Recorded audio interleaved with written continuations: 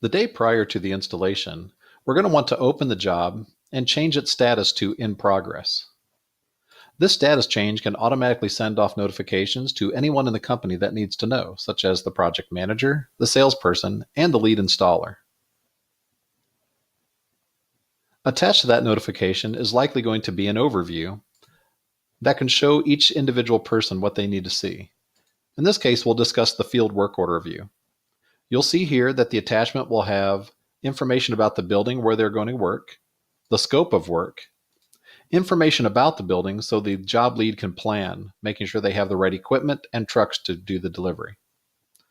Further down, this job lead will be given all of the questions that were asked and all the answers that were given. This is important because they can do verification while they're in the field.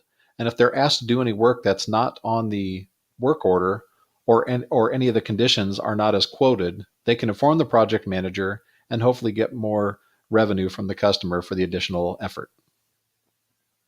Further down, you'll see a list of all the line items that were in the order and what the quantities were. You'll notice there's no pricing on the field work order. We simply want the employees to know how much work there is to do and not what the revenue was for it. You can choose to give access to all the documentation in the field. If they're on a mobile device, they can click these links and see floor plans, typicals, etc. Other optional information are task hours, where you can show the job leads how many hours you estimated. If you don't want to show this information, it can be suppressed. We also want to present to the job lead the schedule so he knows who is going to be at the job and what times they're supposed to be there.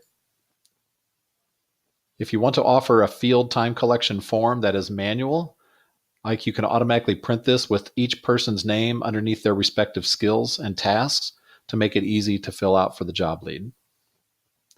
In addition, we can do custom things such as change order forms that are on paper, as well as project completion punch list forms. All of this can be printed to PDF and emailed directly to the job lead. Once you set this to in progress, click Save and Close, and the notifications will be distributed automatically.